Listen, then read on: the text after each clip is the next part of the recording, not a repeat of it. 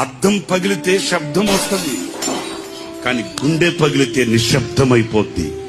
వేదన కలిగితే, బాధ కలిగితే మనసులో ఉన్న మనుషులకు చెప్పుకోగలుగుతాం, కానీ మనసులో ఉన్న మనుషులే గాయాన్ని రేపితే ఇంకెవరికి చెప్పుకుంటామండి? అంటున్నారా నేను చెప్పే మాట? వేదన కలిగితే, బాధ కలిగితే మనసులో కొందరు ఉంటారండి, వాళ్ళతో చెప్పుకుంటామండి. మరి ఆ మనసులో ఉన్న మనుషులే గాయపరిస్తే ఇంకెవరితో చెప్పుకుంటామేంటి? దేహానికి గాయమైతే కుదుట పడుతుంది, ఎవరో సహాయం చేస్తారు, మేలు కలుగుతుంది.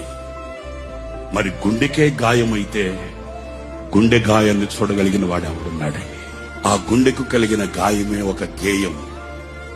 ఆ గేయమే ఈ సంవత్సరానికి మనందరికీ ఒక పాఠం.